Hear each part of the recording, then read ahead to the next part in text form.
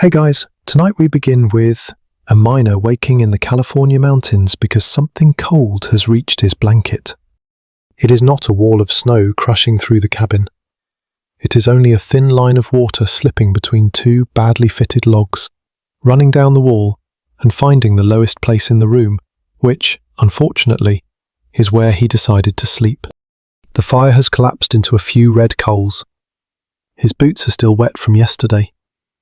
Outside, snow is pressing against the rough shelter, and the wood he left beside the doorway is buried beneath a white crust.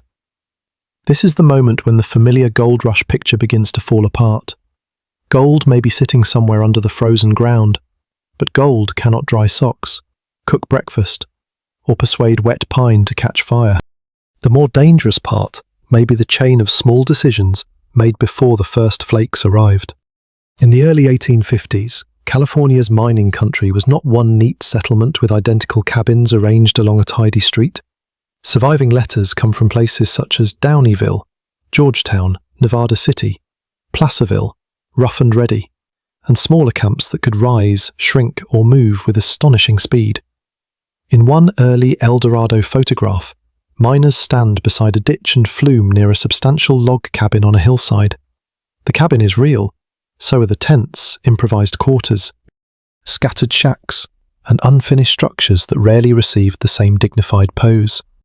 Some men lived behind fitted logs and a proper door.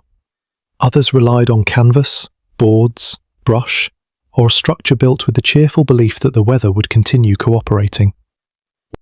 Weather rarely respects optimism, which is one of history's more dependable habits. A rough shelter could seem acceptable during a dry evening. There was a roof. There were walls, more or less. Perhaps there was an open hearth or a small iron stove. A blanket might be spread over straw, boards, or packed earth. Then snow arrived, the temperature dropped, smoke refused to leave properly, and every weak seam in the building introduced itself. If quiet stories of badly planned camps, stubborn weather, and ordinary people trying to make it through the night are your kind of company, please like the video, subscribe to the channel, and leave a comment telling me which simple object in your room you would guard most carefully during a mountain storm. Now, dim the lights. Maybe turn on a fan for that soft background hum. And let's ease into tonight's journey together. The miner reaches toward the coals and begins with the smallest possible question. Can the fire be saved without using too much wood? That question contains most of the winter. Fire warmed the shelter, heated water, cooked food, dried clothing, and gave tired people a place around which to gather. But fire was not an automatic gift of the forest. Wood had to be found, cut, split, carried, stacked, and kept dry. Every armload represented time and effort, usually supplied by bodies that had already spent the day lifting rock, standing near cold water, digging gravel, repairing equipment, or climbing steep ground. If the storm grew heavier, gathering fuel became harder, just as the need for it increased. Paths vanished. Branches disappeared under snow. Timber close to camp was used first, sending later woodcutters farther from the cabins. A man with sore hands and wet trousers might have to leave a barely warm room to search for the very thing required to warm it. Near the door, the miner uncovers the top of the woodpile. He knocks snow from one piece, then another. The bark is wet, but the inner wood may still burn if he splits it thin enough. He carries the best pieces inside and leaves a trail of bark and meltwater across the floor.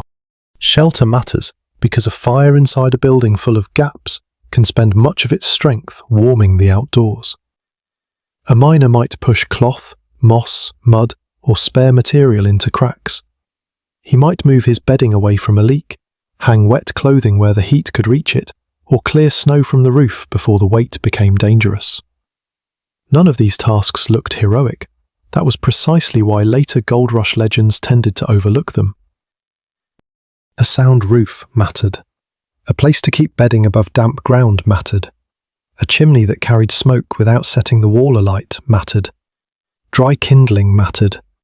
So did the placement of the shelter itself. A site convenient to water and diggings in fair weather could become miserable when runoff, wind, mud, or snow changed the ground. There was no single winter shared by every miner. Someone near a growing town might reach merchants, stronger buildings, companions, and replacement equipment. A prospector farther from a dependable trail had fewer choices. A partnership with savings could buy provisions before the storm. A recent arrival who had spent almost everything reaching California might own little beyond tools, clothing, and an increasingly personal relationship with one blanket. Behind one door, 3 partners might share flour, beans, bacon, coffee, tools, blankets, and the labor of keeping a fire alive.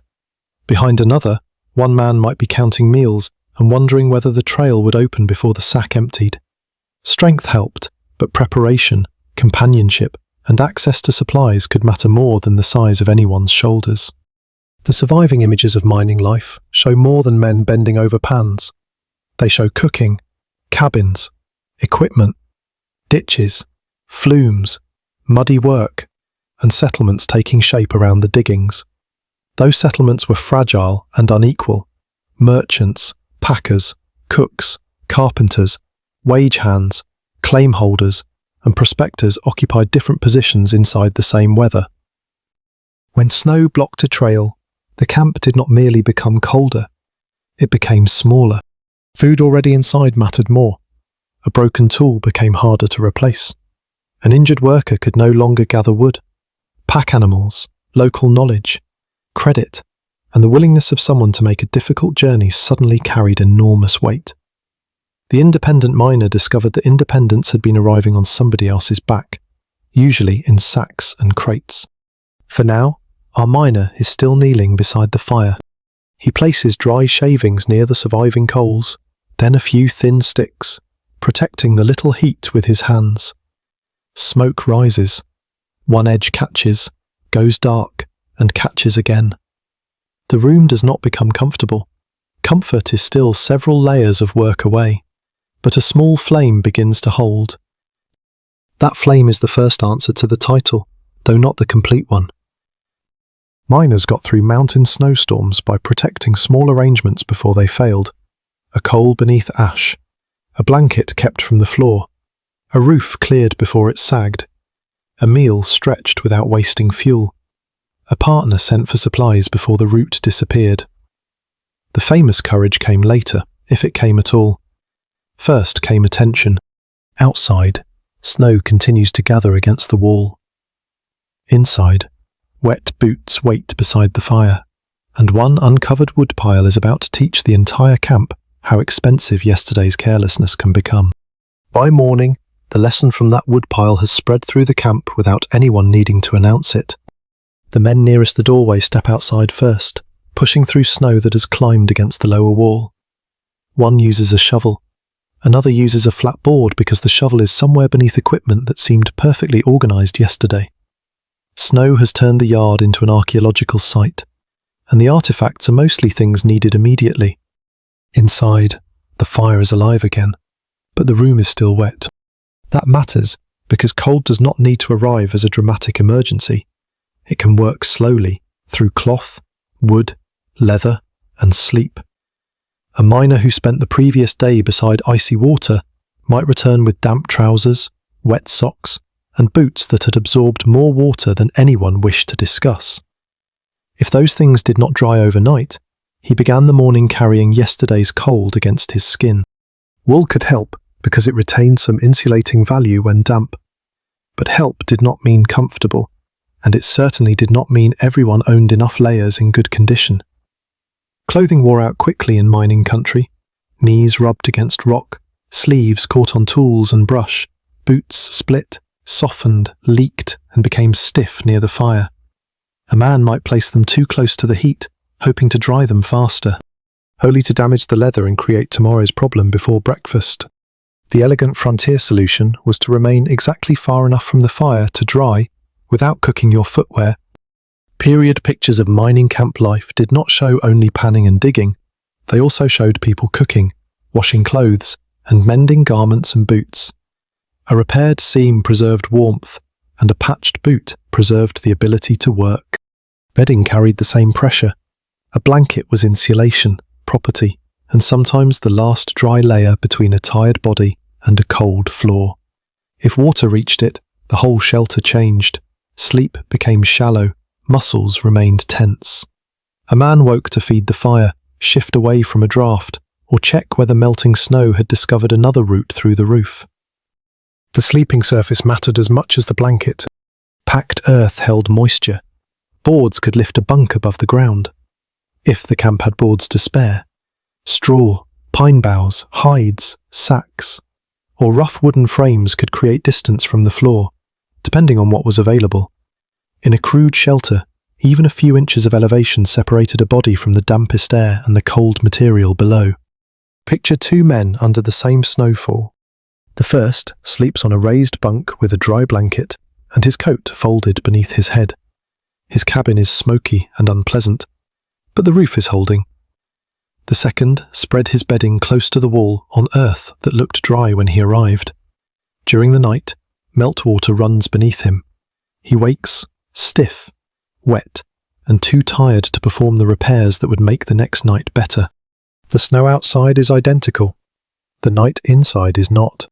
This is why the language of toughness can mislead. Physical endurance mattered, but endurance was being preserved or destroyed by objects.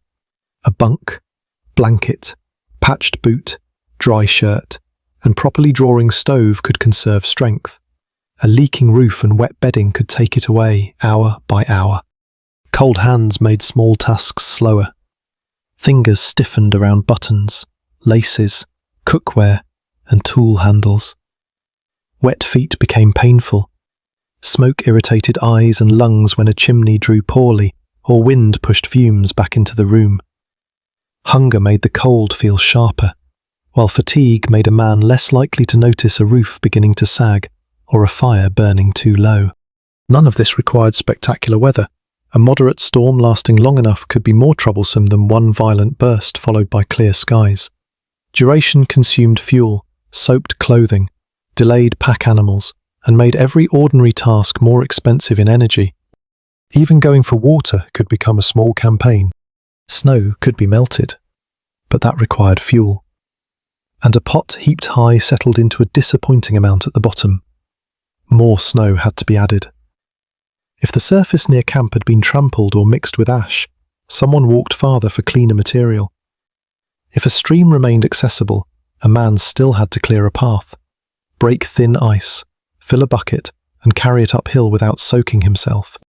The person doing that work moved weight across uncertain ground, while the warmth of the cabin leaked away behind him. The room developed a quiet hierarchy of dryness. Dry tinder was precious. Dry socks approached luxury. Dry bedding could determine whether someone worked the next day. A shelf or corner safe from leaks might be reserved for flour, matches, letters, spare clothing, or anything difficult to replace. The most valuable square foot in the cabin was sometimes not where the gold was hidden, but where the roof did its job. Partnership changed the calculation. One man could remain near the fire while another cleared the roof. One could cook while another gathered wood. A sick or injured miner might last because companions divided his tasks. Cooperation did not make the camp gentle or equal. Mining partnerships could fracture over claims, money, work, and trust. During a storm, however, even men who disliked one another could recognize the advantage of keeping the same roof upright. A solitary prospector had fewer arguments, which was pleasant, but he also had only one pair of hands. The people supporting the camp beyond the diggings mattered too. Cooks, merchants, teamsters, launders, carpenters, boarding house keepers, and repair workers helped turn temporary settlements into places where winter could be endured with less improvisation. Their work appears unevenly in the popular image, because a man selling beans or sewing a boot looks less romantic than a man finding a nugget. The beans and boot were much more useful in a snowstorm. Knowledge works like another layer of clothing. Someone who had already lived through mountain weather knew to store more wood than seemed necessary. He understood that snow should be cleared before a roof complained, not after. He knew where runoff gathered, where wind entered, which route stayed passable longest, and how quickly a delayed load of supplies could become a crisis. A newcomer saw unused floor beside the wall. An experienced resident saw the path of meltwater.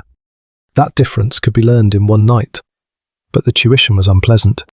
By the second evening, the room has changed. Bedding has been raised from the leaking wall. Wet clothing hangs where heat can reach it without turning it into kindling. Snow has been pushed from the roof. A shallow channel outside guides meltwater away from the doorway. Someone has found the missing shovel, which had been leaning behind a barrel the entire time, quietly observing the emergency. The shelter is still crude. The air smells of smoke, damp wool, cooked food, and too many tired bodies sharing limited space. No one would mistake it for comfort, yet the cabin is more likely to hold because the men have understood that winter does not attack only through temperature. It works through lost sleep, cracked leather, wet cloth, weak joints, and the moment when one exhausted person decides a necessary task can wait until morning. Beyond the wall, snow continues to cover the trail. That will soon make the camp's food, tools, and money behave very differently. For tonight, getting through is measured in smaller things: a blanket kept dry, a boot that will still bend at dawn, and a fire strong enough to return some feeling to a miner's hands. By dawn, the fire has become the cabin's most demanding worker. It eats constantly, complains in smoke, and stops the moment no one feeds it. The men who warmed their hands beside it during the night now have to replace everything the flames consumed. One steps outside with an axe. Another drags a length of fallen timber closer to the shelter. A third splits damp pieces into thinner sticks, exposing the drier grain within. The work is slow because snow has covered yesterday's paths, and every branch that looked close in fair weather now lies behind a small wall of effort. This is where the easy picture of a forest full of free fuel begins to fail. Timber might surround a Sierra camp, but standing trees were not the same thing as usable firewood. Wood had to be cut with an axe whose iron head could loosen from a shrinking or damaged handle. It had to be hauled over uneven ground, shortened, split, and stacked away from runoff. Green wood burned poorly. Wet bark smoked. Large pieces resisted a weak flame. Dry splinters vanished quickly once weather forced the fire to remain alive through the day as well as the night. A forest could be full of heat and still make a freezing man earn every bit of it. Near the cabin, one miner kneels beside the buried pile and brushes away snow. The pieces underneath are not useless, but they are colder and wetter than they should be. He separates the best fuel from the worst. Dry sticks go inside. Damp pieces are stacked near the hearth, close enough to warm, but not so close that a spark turns the repair plan into a structural event. This arrangement occupies precious space. Wet coats hang overhead, boots crowd the edge of the fire. An iron pot sits where someone wants to place more wood. The room has become a negotiation between heat, smoke, food, clothing, and the inconvenient fact that all of them require the same few feet. Camp architecture was not designed by a committee, although moments like this suggested that a brief meeting might have helped. The axe outside keeps falling. Each strike moves warmth from later into now. A log on the ground is potential heat. Once cut, split, hauled, and dried, it becomes a night of sleep, a pot of beans, a shirt no longer dripping, or enough feeling in the fingers to hold a shovel safely. The useful value of the wood is larger than the wood itself. It contains labour, calories, daylight, and the condition of the person carrying it. If that person is injured, feverish, or exhausted, the cabin loses more than one worker. Someone else takes his turn. Mining work may be delayed. Food preparation slows. Roof clearing waits. The search for fuel stretches farther because the nearest easy pieces disappeared days ago. One weak body shifts pressure onto every other body under the roof. Partnerships mattered even when the men involved were not friends. A group could divide the cycle. One cut, one hauled, one split. One watched the stove and moved damp wood nearer the heat. The arrangement was not always fair, and it could produce arguments over who contributed enough. A shared fire made the accounting visible, Everyone could see the pile fall. A solitary prospector faced a less complicated social life and a much more complicated wood pile. If he wanted heat, he left the shelter to gather it. While he was gone, the fire weakened. If he remained to guard the flame, the stack continued shrinking. The shelter itself determined how rapidly fuel disappeared. A cabin with better fitted walls and a working chimney held heat more effectively than loose canvas or a badly sealed hut. A sheet iron stove, where one had been bought and transported, could offer more controlled heat than an open hearth. But stove, pipe, repairs, and freight all required goods and money. Not every miner reached the diggings with the same equipment, and not every settlement had the same access to merchants. A man with capital bought tools, bedding, preserved food, and perhaps a place in a stronger cabin. A poorer arrival spent more of his own strength compensating for what he could not purchase. Two men might stand beside the same flame without having paid the same price to reach it. Fuel also connected the camp to the land around it. As nearby deadwood disappeared, gathering moved farther from the shelters. In deep snow, distance became expensive. A short trip demanded heavier clothing, careful footing, and strength saved for the return journey. The load itself hid holes, roots, loose rock, and sudden drops. A miner could fall, twist a joint, or soak himself on ground that had been harmless a week earlier. The men begin judging how much wood to burn now and how much to preserve. Too little fire leaves clothing damp and bodies cold.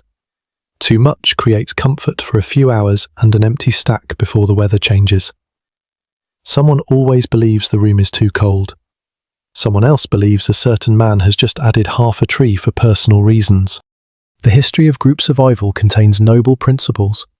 It also contains arguments about who touched the woodpile last. Cooking tightens the problem. Beans and dried foods need time and heat. Water has to be warmed. Tough meat becomes more useful after slow cooking. Flour can become biscuits, dumplings, pancakes, or a thickened pot. But even plain food consumes fuel. A miner can save wood by eating something cold, yet a hot meal offers comfort and helps a tired body face the weather. The flame cannot perform every task at full strength all day. The men may let it fall while they are active, then build it before dark. They may combine cooking so several people share one kettle. Damp pieces may spend hours beside the stove before anyone tries to burn them. Practices vary, but the logic remains. Fuel has to be managed, not merely found. Another armload arrives. Snow clings to the carrier's trousers. Bark and moisture scatter across the floor. No one applauds. He sets the wood down, checks the pile, and turns toward the door because one trip is not enough. That repetition belongs to the Gold Rush story too. The famous object was the pan, but in a mountain storm, the axe could matter more. The pan represented possibility. The axe preserved the conditions that allowed anyone to remain alive long enough to use it. By afternoon, two stacks are formed. The first sits near the fire, small pieces drying for immediate use. The second is raised from the wet floor and covered as well as the building allows. Men who had once measured success in ounces now study the difference between dry wood and damp wood with remarkable seriousness. The weather has changed the camp's currency. A sound piece of fuel can become boiled water, cooked food, dry clothing, and one more night of sleep. But every person swinging an axe is burning energy inside his own body, and the food replacing that energy has to come from somewhere. Beyond the camp, the trail is disappearing under fresh snow. Beyond the camp, the trail is disappearing under fresh snow. Inside, the consequences are felt before anyone reaches the bottom of a flour sack. The storm has not yet produced hunger. It has produced counting. Someone lifts the lid from a wooden chest and looks at what remains. Flour, beans, a slab of bacon wrapped against dampness. Coffee, perhaps, if the cabin has been fortunate or reckless enough to keep treating it as essential. Salt, a little sugar in a better provisioned household. Hard bread that has survived the journey with the structural confidence of roofing material. None of these foods is exciting. That is part of their value. Winter provisions had to survive storage, jolting transport, moisture, delay, and the uncertain cooking skills of men who had not all arrived prepared to manage a household. Fresh meat might appear in some places and at some times, but it could not be assumed. Camps leaned heavily on food that could be packed in sacks or barrels, portioned and cooked with limited equipment. The cook, whether appointed, volunteered, or simply the first man to become tired of everyone else ruining breakfast, controls more than flavour. He controls fuel, water, and timing. Beans require soaking or long cooking. Flour can become biscuits, dumplings, pancakes, or a thickened stew, but each choice uses water and heat. Bacon contributes fat and salt, although the size of each slice becomes increasingly visible when the trail remains closed. Coffee consumes fuel while offering no direct answer to hunger, which does not stop anyone from defending it as a medical necessity. The camp without coffee was still alive, it simply had less enthusiasm about it. The first rationing choices may seem casual: a smaller spoonful of sugar, fewer pieces of bacon, one shared kettle rather than separate meals. The men tell themselves the weather will pass, and a pack train will appear before anyone has to make harder decisions. This is reasonable. It is also how hard decisions usually enter a room. Food in a mining camp belonged to the same fragile chain as firewood. It had to be grown or slaughtered elsewhere, processed, sold, loaded, carried over roads and trails, protected from weather, and stored. A flour sack represented farms, mills, merchants, packers, animals, credit, and distance before it reached the mountain. Once snow interrupted that line, the camp lived on whatever had already crossed it. The richest claim in the district could not make another barrel appear. For miners near Placerville, Nevada City, or another growing supply center, scarcity might mean higher prices, reduced choice, or a difficult wait. For men farther up a narrow trail, it could become a question of whether to remain at all. A merchant might hold goods under cover. A partnership with savings might have bought ahead. A wage worker paid irregularly could be purchasing meal by meal. A newcomer expecting quick success might own tools worth more than the food left in his bag. Gold dust could buy supplies only when supplies existed. This difference changes the meaning of wealth. Money remains useful, but its reach narrows when routes close and shelves empty. One miner may pay an outrageous price for flour and still be grateful that anyone has flour to sell. Another has no credit, no partner willing to share, and no easy way to descend the mountain. The storm does not invent inequality. It removes some of the scenery hiding it. At the hearth, snow is being melted in an iron kettle. The pot is filled, heated, and inspected with disappointment. A mound of snow settles into a shallow pool because most of its volume was air. More must be added. More wood is consumed. If the snow nearest the cabins has been trampled or mixed with ash, someone walks farther for cleaner material. A stream may provide better water, but reaching it can require clearing a path, breaking ice, and carrying a heavy bucket uphill. Wet gloves or spilled water turn a routine job into another method of bringing cold indoors. Water has to serve several purposes. Drinking comes first. Cooking needs its share. Washing dishes consumes some. Cleaning a cut, softening dried food, and making coffee compete for the rest. Personal washing may be delayed until smoke, sweat, mud, and crowded bedding begin producing their own negotiations. The cabin's day is organized around containers. One kettle holds beans, another warms water. A tin cup sits near the stove. A smaller vessel catches drips beneath the leaking roof, contributing nothing useful except evidence. Every pot must be watched because burned food wastes both calories and fuel. A distracted cook can turn dinner into a black layer attached permanently to the camp's best pan. Food preparation becomes a form of authority. The person who can stretch a meal without making it inedible earns attention. He can thicken a thin pot, save grease, combine scraps, and judge how much heat a dish needs. He knows the lid should remain on. Repeated lifting to see how it is doing mainly releases warmth, while giving everyone the pleasure of delaying supper. Meals also structure time when mining stops. In fair weather, the day may revolve around claims, tools, water, and the repeated work of moving gravel. During a storm, ordinary mining slows or ceases.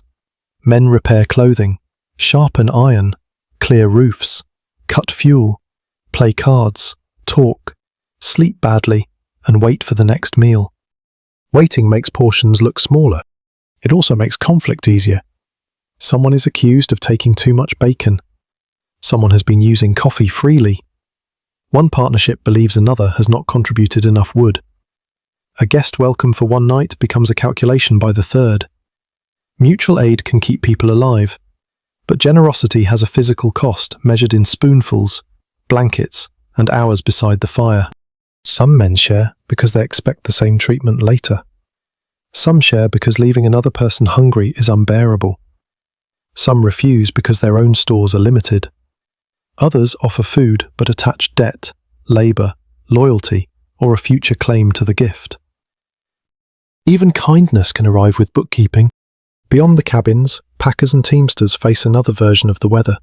They judge animals, slow depth, slopes, stream crossings, and the chance that a route will close behind them. A delayed train makes the camp anxious. A lost mule can remove hundreds of pounds of food or equipment from the supply line. A merchant's position depends on what arrives and when. Every bean in the kettle has travelled farther than the story usually admits. By evening, the men decide to cook enough for everyone under the roof, but tomorrow's portions will be measured more carefully. Bacon will provide flavour rather than the centre of the meal. Coffee will continue, because the camp has not yet reached the stage of surrendering its remaining reason to stand up. Steam gathers beneath the rafters, mixing with smoke and damp wool. Outside, snow has erased the route almost completely. Inside, the men eat slowly. Not because the meal is refined, but because no one knows how many days the same sack must continue performing this small miracle. The wood beside the wall has become heat. The heat has become water. The water has become food. And the food has become time. The food has become time. But time is not being distributed evenly.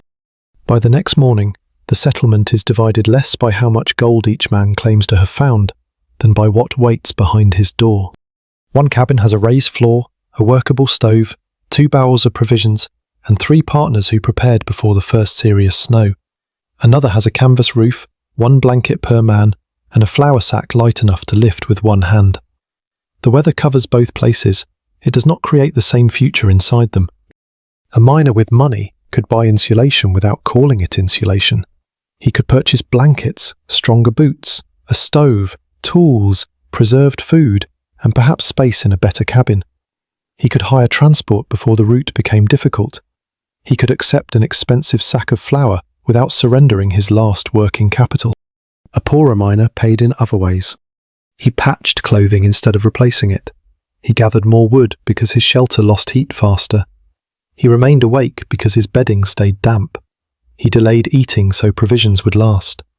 Then he tried to perform the same work as the man who had slept dry and eaten well. The mountain did not need to know anyone's bank balance. It could read it in the condition of his boots. Gold Rush Camp celebrated the possibility that fortune might lift an unknown man in a day. Yet the road to sudden wealth required ordinary resources. A miner needed tools, food, transport, time, and enough health to continue working. The less he owned, the less room he had for a storm, an injury, or a week without productive mining. Luck could make a man rich. Credit often kept him present long enough to remain lucky. Credit might come from a merchant, partner, employer, boarding housekeeper, or someone willing to advance food against future earnings. It could carry a miner until the trail reopened. It could also bind him to a debt that grew while his ability to work disappeared beneath the snow. A merchant watching his stores decline faced another problem. He had paid to bring goods into the mountains, accepted the risk of delay, and knew the next shipment might not arrive soon. Raising prices looked like greed to hungry customers and like self-preservation to the person expected to replace the stock. This did not make every price fair. It made every argument complicated. Inside the store, a flour sack rests on one side of the counter and several tired men stand on the other. One pays in coin, another offers weighed gold dust, a third asks for credit, a fourth has labour but no money and proposes clearing snow or repairing a roof in exchange for food. The transaction explains the settlement more clearly than any speech about equality. Those who controlled stored goods controlled options. Those with animals, tools, shelter, or trusted partners had something to trade. A man with only his strength remained useful until cold, hunger, illness, or injury reduced it. Then his position could change in a morning. Wage workers were especially exposed when mining slowed. If they were paid for work that could not continue under snow, their income narrowed just as prices rose. Some could rely on an employer's provisions. Others sought temporary labour around the settlement. The weather created jobs nobody had crossed the continent to perform. Snow needed clearing. Roofs required bracing. Wood had to be cut. Animals needed feed. Paths between cabins, stores, kitchens and stables had to remain open. A man who had come to search for gold could spend the day shoveling someone else's doorway for the price of supper. History remembered the gold pan. The snow shovel had fewer publicists. The strongest partnerships operated like small insurance funds. Several men pooled tools, food, work, and risk. If one became ill, the others kept the fire alive. If a roof failed, more hands could repair it. If someone attempted the lower trail, the remaining partners guarded supplies and shelter. But partnership required trust. A man accused of hiding food, avoiding work, or using common stores carelessly threatened everyone's position. Leaving the wood uncovered was no longer merely foolish. It meant the others had to spend hours replacing what the snow had spoiled. Private behaviour became public business. Law and prejudice created deeper divisions. In Colombia, the 1850 foreign miners' tax demanded $20 a month from foreign-born miners, a burden that helped drive many Mexican miners away. In the northern Trinity diggings, later taxes continued to fall heavily on Chinese miners, who also faced discrimination and conflict, even as they built claims. Stores, bakeries, restaurants, and communities. Those rules mattered in winter, because a tax, exclusion from a claim, or denial of credit removed the money that might have bought food, boots, shelter, or another week of waiting. A worker pushed from better ground might end up in a more exposed camp. Someone excluded from trusted networks had fewer ways to borrow. Chinese, Mexican, Chilean, Black, Indigenous, European and American workers did not enter the same storm with the same legal protection or social standing. The records preserve their experiences unevenly. Letters from literate English-speaking miners survive more readily than the words of people who wrote in other languages, left no papers, or appeared in official documents mainly when taxed, attacked, fined, or driven away. The silence can make a camp seem more equal than it was. Women were present in the mining world too, although their roles and circumstances varied. Some ran kitchens, laundries, boarding houses, shops, or other businesses. Their labour could turn a rough cluster of shelters into somewhere miners obtained cooked food, dry clothing, and a bed. A hot meal prepared by someone else might look like comfort. During a storm, it was infrastructure. Laundry mattered for the same reason washing and drying clothes in cold conditions consumed water, fuel, time, and indoor space. The person doing that work carried a hidden share of the winter burden. The heroic lone miner was becoming crowded with supporting characters. Cooks fed people from one hearth. Packers judged whether animals could cross a slope. Carpenters sealed walls. Merchants extended or denied credit. Stable hands protected animals that might later bring food into camp. People who never touched a pan could determine whether those who did remained alive until spring. By evening, a visitor reaches the stronger cabin. He has not come to discuss mining. His partner is feverish. Their fuel is wet, and their flour is nearly gone. He asks whether they can borrow food and a place near the stove for the night. The men inside glance toward their supplies before answering. This pause is not necessarily cruelty. It is the moment when generosity acquires weight. To admit 2 more people means less bedding space, faster use of fuel, and another bowl from the kettle. To refuse means sending tired men back to an unsafe shelter. Someone moves a crate away from the wall. Space is made beside the stove. The sick miner is brought in, wrapped in a dry blanket, and given food. No one describes the moment as noble. One man complains about the extra wood. Another checks the flour. The cook adds water to stretch the pot. Yet the door stays open long enough for both men to enter. Outside, snow continues to erase tracks between rich ground and poor ground. Strong cabin and weak shelter. Merchant and labourer.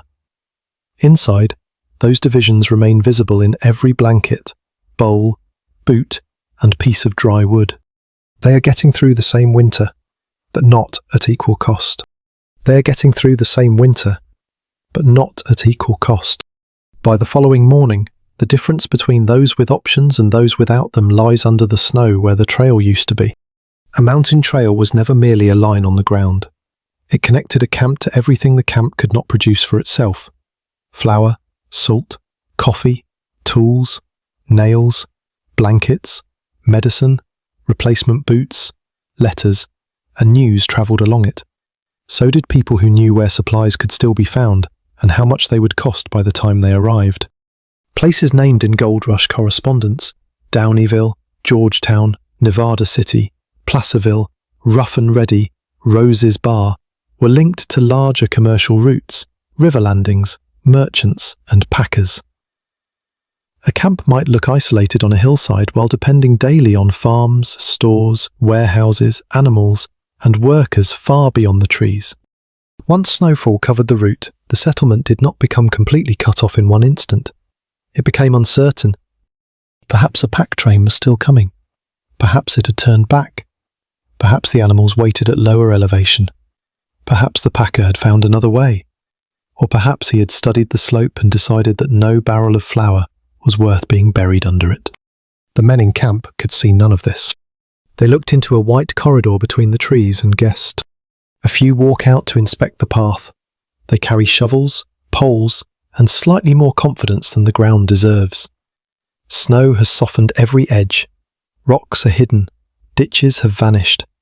Familiar bends look unfamiliar, and a slope that seemed harmless in dry weather now holds a white surface no one wishes to disturb. The first man sinks past his knees. The second steps into the hole he leaves, which is useful in theory and exhausting in practice. Progress is slow. Every yard of opened path requires lifting, pushing, balancing, and stopping to breathe. Their clothing grows damp from effort even though the air remains cold. The body can sweat in snow, then cool quickly when the work stops. They return with the trail not open, merely less closed than before. That distinction matters because pack animals need more than a narrow path for boots. Mules and horses carrying heavy loads require firm footing and room to place their feet. Snow conceals ice, loose rock, fallen branches, washouts, and the edge of a cut. A loaded animal that slips can injure itself, destroy supplies, or block the route. A packer has to judge whether the animals can enter and whether they can come back out. This is not cowardice. It is arithmetic performed with living creatures. A merchant may have ordered goods days earlier. He may know the packer, the number of animals, and the expected date. None of that guarantees arrival. Weather interrupts contracts without reading them. So the storekeeper counts again. The remaining flour is measured. Bacon is weighed. Coffee becomes slightly more expensive and much more important in conversation. Candles, lamp oil, matches, and tobacco acquire new value because people trapped indoors develop a deep interest in anything that makes waiting feel less like waiting. No formal announcement is needed. Men notice when the shelves look emptier. One customer buys more than usual, encouraging the next man to do the same. The merchant may limit quantities, increase prices, extend credit, or refuse it. Rationing protects stock, but it also tells everyone that the person behind the counter does not expect quick relief. Nothing moves through a snowbound camp faster than the sight of someone quietly hiding the flour. The transport problem reaches the animals already in the settlement. Horses and mules require feed, shelter, and care. If grazing is buried, stored fodder becomes essential. Every animal consumes something people cannot eat directly, yet losing it may mean losing the best chance to move goods when the route reopens. A teamster reduces loads, adjusts blankets or shelter, checks hooves, and clears enough ground for movement. No one crossed the plains dreaming of becoming responsible for a mule with sore feet during a blizzard. The mule was part of the route, whether the miner found it romantic or not. Without animals, heavy goods moved only as far as human backs could carry them. A man could walk toward a lower settlement for help, but he needed food, clothing, local knowledge, and the willingness to accept that snow might deepen behind him. A fall, wet boots, or a wrong turn could make the journey more expensive than the supplies it sought. Sending someone out required another round of choices. Who knew the route best? Who was strong enough? Who had clothing suitable for the attempt? Who could be spared from the firewood, water, and roof work inside camp? The strongest miner might also be the person most needed at the woodpile. The most experienced traveller might be caring for a sick partner. A newcomer might volunteer because he had less standing, fewer ties, or no idea how difficult the route had become. Confidence remained abundant. Dry socks did not. When a small party prepares to descend, the settlement contributes pieces of the journey. One man lends a better coat. Another provides food. Someone repairs a strap. The merchant writes a list of essential goods rather than desirable ones.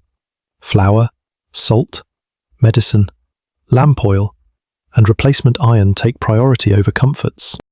Even the order of the list reveals the condition of the place. A note is added for the packer or supplier. It explains that provisions are declining and the animals should not be overloaded. The wording remains calm, because written panic does not make a mule climb faster. The party leaves after first light. For a few minutes, people near the cabins can see dark figures between the trees. Then snow and distance absorb them. The settlement has sent part of its next week down the mountain and has no way to know when it will return. Waiting changes behaviour. Fuel is watched more closely. Meals become simpler. Work that consumes unnecessary strength is postponed. Men repair tools, inspect roofs, and clear paths because useful movement feels better than staring toward the trail. Rumours fill the empty space. Someone says a neighbouring camp received supplies yesterday. Someone else says a bridge below has failed. A third man knows a shorter route, although his knowledge improves with each telling and has never required him to walk it. Lack of information becomes its own pressure. A place connected by a working trail can buy, replace, send, receive, and leave. Cut off by snow, it has to predict. Every meal eaten today narrows tomorrow's choices. Every broken axe handle becomes more serious. Every fever raises the question of what medicine remains and who can reach help. The trail is more than transport.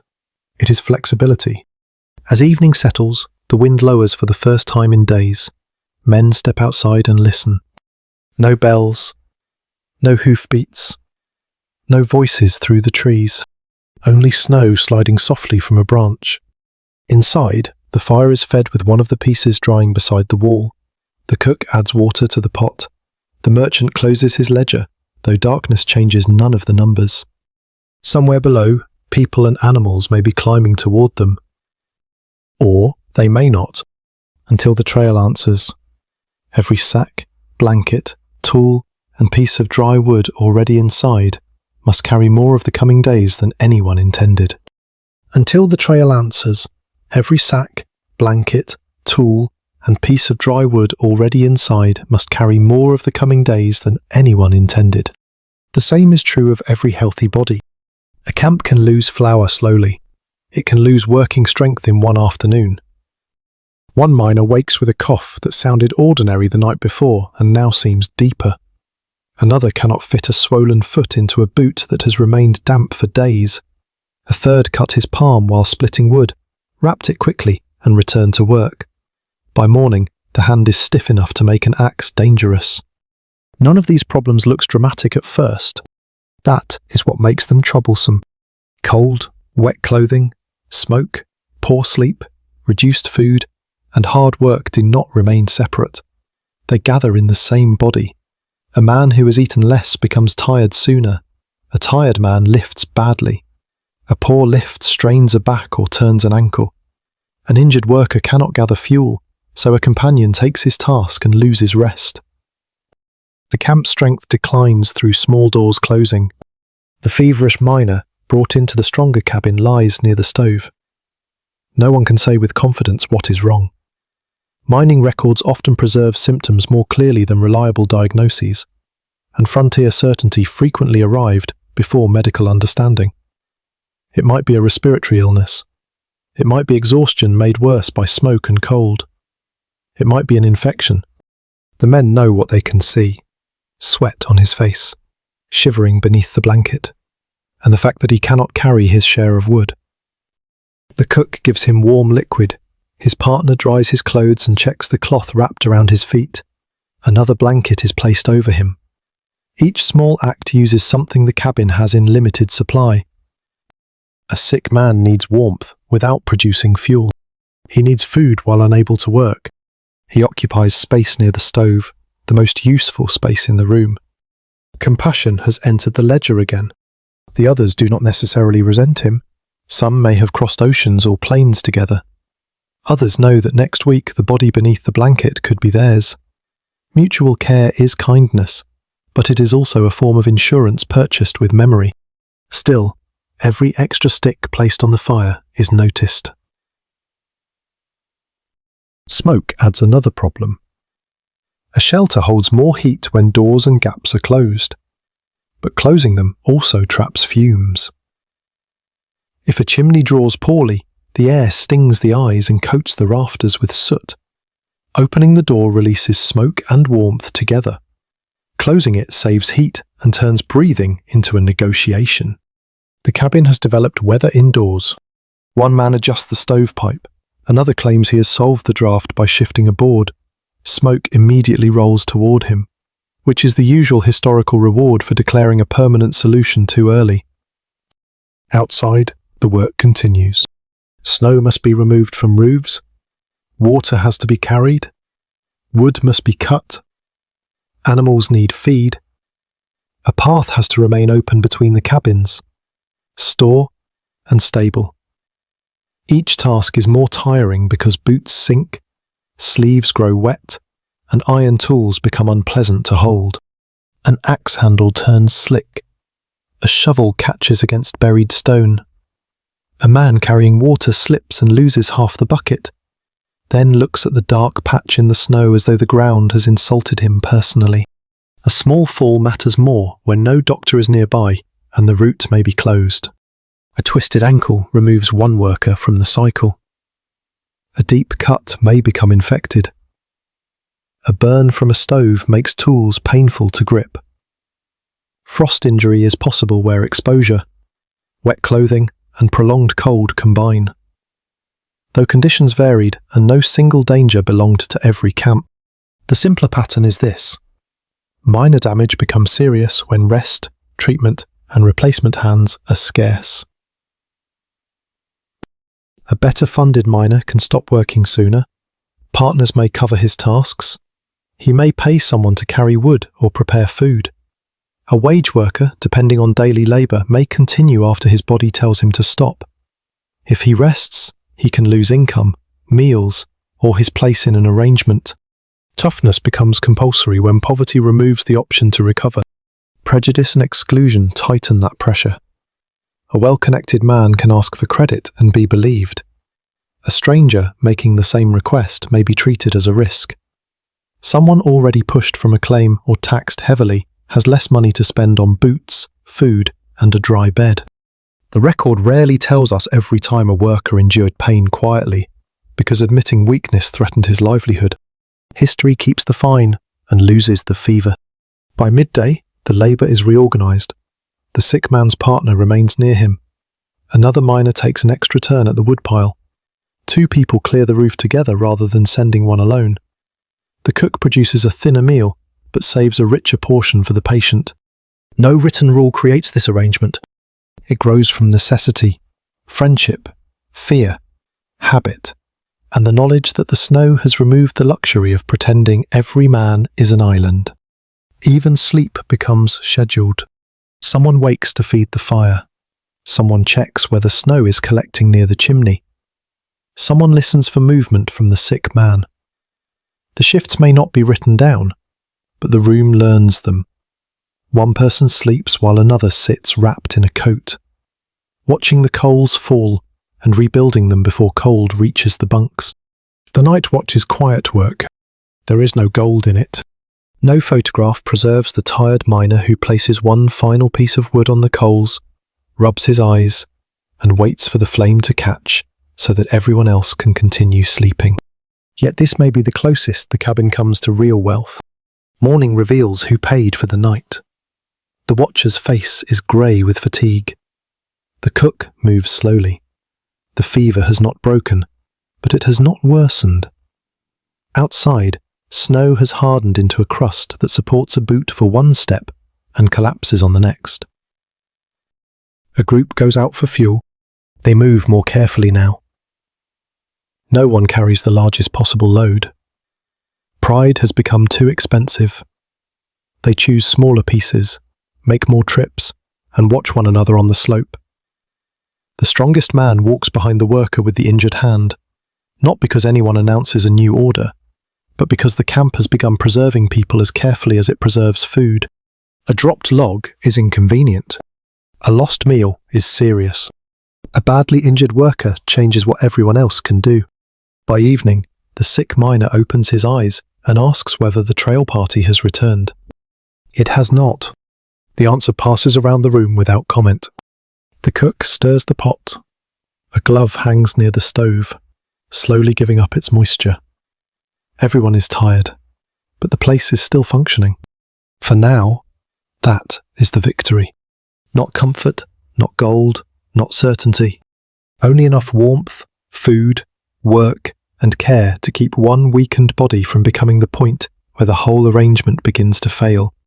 Only enough warmth, food, work, and care to keep one weakened body from becoming the point where the whole arrangement begins to fail. That is when the men finally understand what the weather has been testing. At first, the problem appeared to be cold. Cold was visible. It entered through cracks, stiffened boots, froze water, and pushed everyone toward the fire. After days of uncertain weather, however, cold is only the surface. The deeper danger is interruption. A mountain settlement remains livable because dozens of small movements continue without attracting attention. Wood comes in. Ash goes out. Water is carried. Food is cooked. Animals are fed. Tools are repaired. A merchant opens his door. A cook stretches a meal. Someone clears a path to the next cabin. Someone else watches the sky and remembers which slope becomes dangerous after heavy snow. When these movements continue, the miner can imagine himself independent. When they stop, the idea does not last long. The fire proves the point. It seems to be the center of winter survival, but the flame is only the final stage of a longer chain. Someone must be healthy enough to leave the shelter. The axe needs a sound handle. The path has to be passable. The wood must be cut, dragged, split, and dried. Food replaces the energy used to do the work. Bedding provides enough rest for the worker to rise again tomorrow. Warmth is what appears when all of those things cooperate. The same is true of supper. The beans in the kettle depend on stored water, fuel, cookware, a person willing to watch them, and provisions brought into the mountains before the route closed. Even a plain meal sits at the end of a line connecting farms, mills, merchants, packers, animals, roads, and credit. A miner may call himself self-reliant while eating flour carried by a mule he has never seen. This is not hypocrisy. It is how communities work, although the gold rush preferred to describe the arrangement with more flattering lighting. The daily questions now change. Men no longer ask only how much wood remains. They ask who can gather more, which axe is usable, whether the nearest slope is safe, and how much food that trip will consume. They no longer ask only how much flour remains. They ask when animals may reach the camp, whether the storekeeper will extend credit, and who can take a smaller portion without losing the strength to work. Every object points toward another object. A dry blanket preserves sleep. Sleep preserves judgment. Judgment prevents a fall. Fewer injuries preserve hands for the woodpile. Wood keeps the fire alive. The fire dries the blanket. The circle looks obvious once it can be seen. Living inside it is less tidy. Near the stove, the feverish miner tries to stand. He insists he can return to his own shelter, perhaps because dependence embarrasses him, perhaps because he has noticed how often the flour barrel is checked. His legs settle the argument. He sits before anyone has to speak. The man beside him hands over a cup of warm water. No speech is made about brotherhood. The gesture is practical, almost impatient. Drink this. Stay there. Do not create another problem by pretending you are not one. Care in a hard camp often sounds less tender than it is. Across the settlement, a merchant opens his storeroom and finds moisture creeping along one wall. 2 sacks are moved. A plank platform is reinforced. Men who once considered storage a dull concern now handle each bag as though it contains legal proof of their right to reach spring. 1 sack has begun to spoil near the bottom. No legend will remember damp flour. The loss still removes meals from next week. Outside, a teamster checks the animals. Feed is being consumed steadily, and the animals are not moving loads. From a narrow view, they are expensive mouths. From a wider one, they may be the only practical way to bring heavy goods up the trail after the snow settles. Using tomorrow's transport as today's food is easy to justify when today is hungry. Knowing when not to do it requires discipline. The weather has become a test of coordination. A place with adequate supplies can still fail if people waste them. Hide information, refuse necessary work, or protect private comfort at public expense. A poorer camp may last longer when its residents share tasks, repair damage early, and act before small trouble spreads. Cooperation cannot manufacture flour from an empty sack. Community cannot make every roof sound. Cheerfulness has limited insulating value. Organisation can determine how quickly scarcity becomes disaster. By afternoon, several cabins agree to combine some work. One group clears the common path. Another cuts and splits fuel. Cooking is concentrated where the stove draws best. The strongest shelter keeps the sickest men. The merchant releases measured provisions against written debt or promised labour, rather than forcing each desperate customer to begin the same argument again. The arrangement is imperfect. Some believe others receive more than they contribute. Some suspect the merchant is protecting profit. Others think the best funded partnerships dominate the decisions. These suspicions are not imaginary. Shared survival can preserve hierarchy as easily as it preserves life. The question is not whether the camp has become fair. The question is whether it can still choose. A shout or knock begins to carry information between doors. Roof trouble. A sick man. An animal loose. More water needed. The settlement that looked like a scatter of private ambitions is behaving, briefly, like one body. Its circulation is the path through the snow. Its stomach is the shared kettle. Its memory belongs to people who know the terrain. Its lungs are several smoking chimneys that would benefit from better design. Its pulse is the repeated sound of an axe. The miners came believing value lay beneath them. During the storm, value moves above ground. It rests in doors that close, roofs that hold, sacks that remain dry, animals that stay strong, and people who perform necessary work before anyone praises it. The story has changed. They are no longer merely keeping warm. They are trying to preserve the settlement's ability to make decisions. A functioning camp can ration, repair, shelter the sick, send for supplies, or leave when the route opens. A failing one loses choices quietly. First, it cannot replace a tool. Then it cannot spare a healthy worker. Then it cannot feed an animal. then it cannot support a sick man. Eventually, the only remaining decision is which loss to accept first. Near dusk, someone hears a faint sound beyond the trees. The men outside stop working. For a moment there is only wind, branches, and snow slipping from the roof. Then the sound returns, distant, irregular, metallic. It may be a bell attached to a pack animal. It may be loose equipment moving in the wind. No one celebrates yet. The camp has learned that hope, like flour, should not be used carelessly. The camp has learned that hope, like flour, should not be used carelessly. The sound comes again.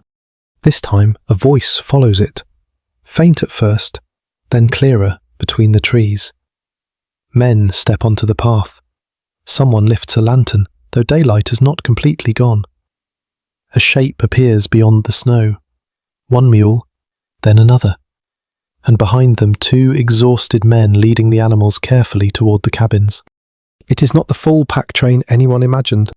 One animal carries flour, salt, coffee, and a few tools. The second carries feed, blankets, letters, and goods ordered before the storm. A third mule turned lame below the ridge, and part of the load remains lower on the route. The men who made the climb arrive wet, hungry, and too tired to enjoy becoming the most popular people in the settlement. Everyone looks first at the sacks. Only later do they look at the hands that brought them. That habit tells us something about the gold rush. Popular memory places the miner at the centre, bent over a pan or standing beside a claim, every man working for gold. However, depended on labour that the usual story pushes toward the edge. Someone raised the food, someone milled the flour, loaded the animals, repaired the harness, judged the slope, tended the lame mule, and walked beside the cargo while snow erased the road. The miners' independence arrived in bags. The packers do not enter as romantic rescuers. They ask for food, shelter, and a place for the animals. Their coats are stiff with cold. One has cloth wrapped around a boot where the leather has split. The other keeps looking toward the trail because equipment and goods remain somewhere below. Their arrival has not solved the problem. It has shown how many people were carrying it. The sacks are moved under cover. Each is checked for moisture. The merchant compares the load with his order and discovers that several expected items never arrived. An axe head is here. The requested medicine is not. There is flour, but less than hoped. Coffee has survived because coffee appears to possess a stronger instinct for historical preservation than many useful objects. Relief moves through the room, measured rather than loud.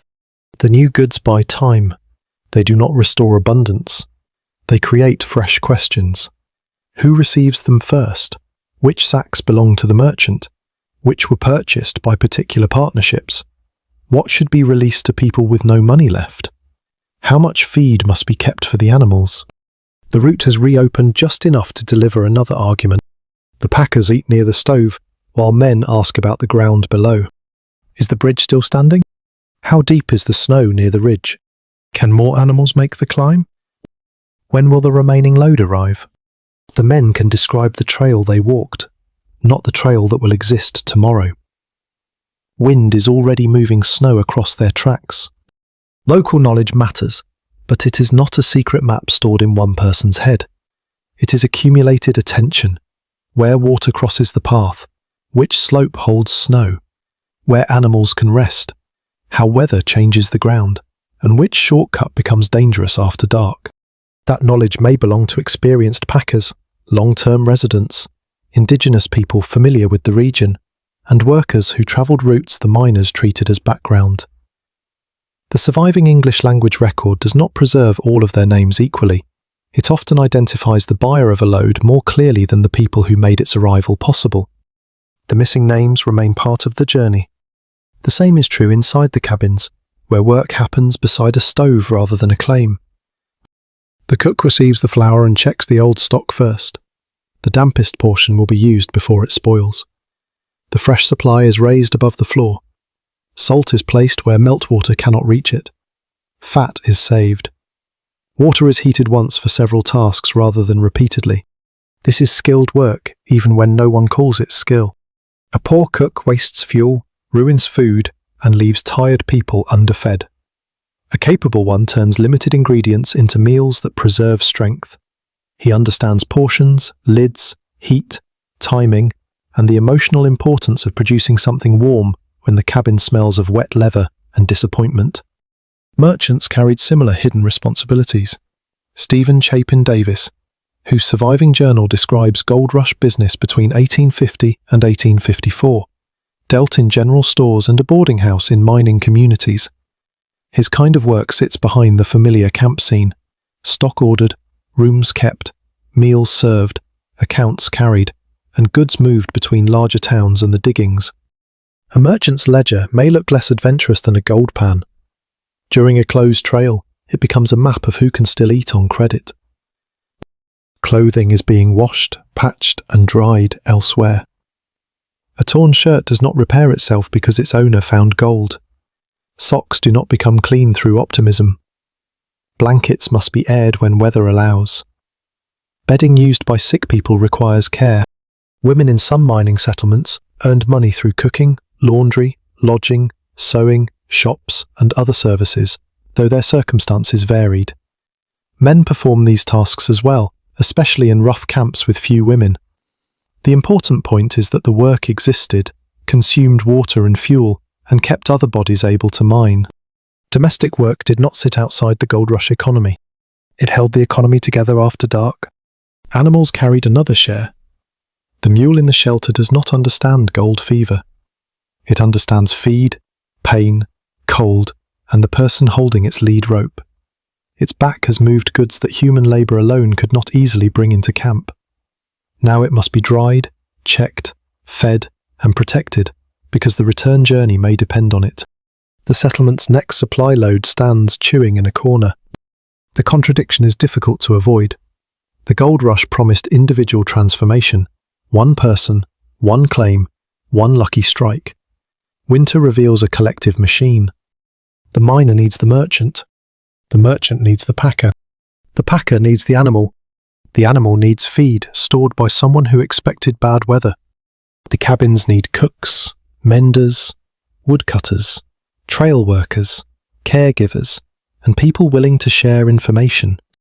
Even the strongest man stands at the end of many other people's work. Individual courage still matters. The packers needed courage to attempt the route. The night watcher needed endurance. The sick man's partner needed patience. Courage is useful when attached to food, knowledge, equipment, and another pair of hands. A brave man without supper remains hungry. A determined man without dry fuel remains cold. By late evening, the new blankets have been distributed. One goes to the feverish miner, another is reserved for the packers. A third is traded to a man who will repair part of the roof. Flour is measured into smaller containers. The animals are fed before anyone decides that their appetite seems unreasonable. The camp feels stronger.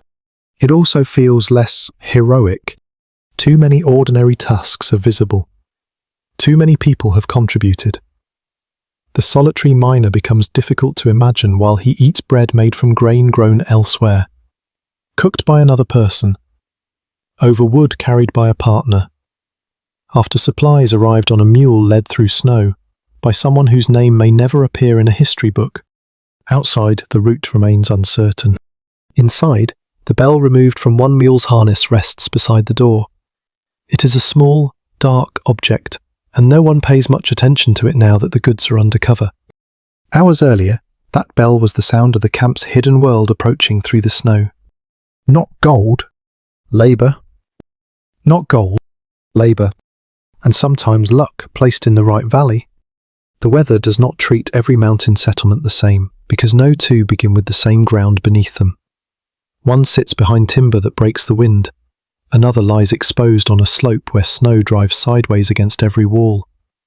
One has a stream close enough to reach without a dangerous climb.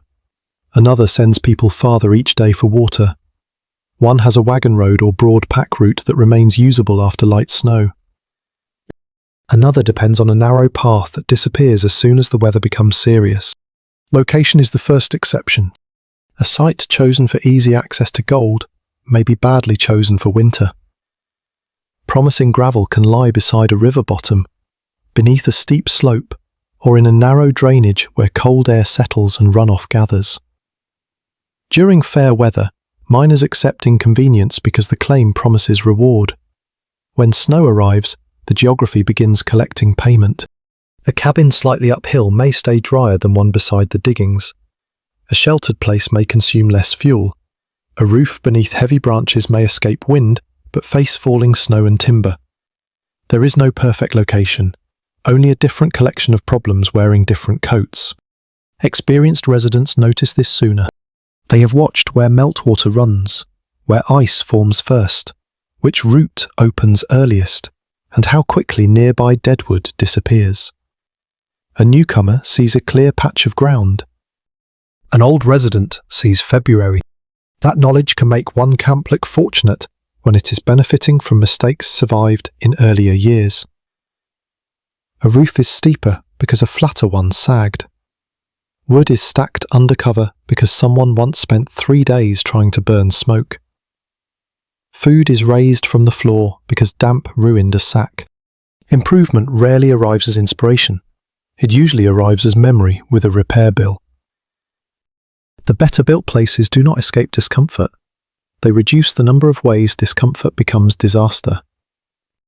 The cabin with fitted walls, a sound chimney, a raised floor, and a stable roof uses less fuel and preserves more sleep. A proper door keeps wind from crossing the room.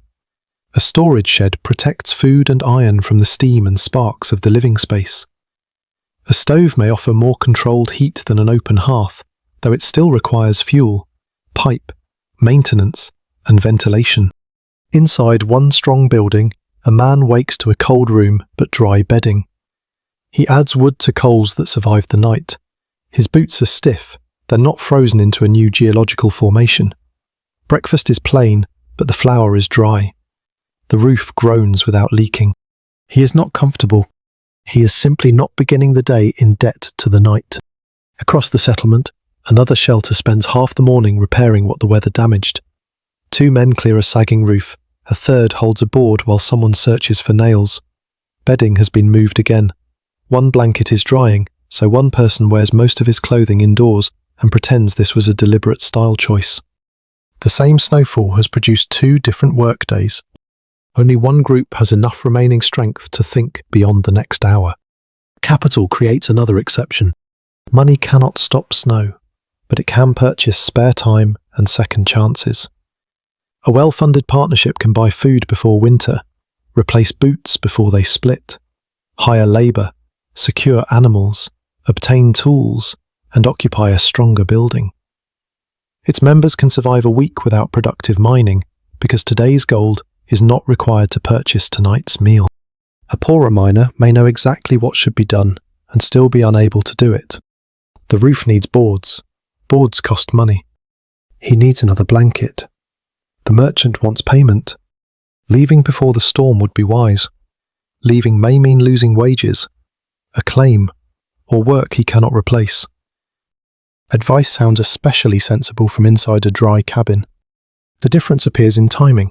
Some partnerships stop mining early enough to gather wood, patch roofs, move goods, and inspect the route. Others continue because every lost hour feels expensive. Gold has trained them to believe that one more pan or one more trench could change everything. Then the snow arrives before the preparation does. The choice to stop working is easier for people who can afford not to work. Established towns offer more alternatives than scattered diggings. A drawing of Butte City around 1854 shows roughly 40 buildings, including homes and storefronts. Columbia had grown even larger, with scores of shops and businesses by 1852. Such places still suffered weather, fire, shortage, and inequality, but they possessed more roofs, merchants, hands, tools, and routes than a handful of shelters high above them. That extra capacity matters.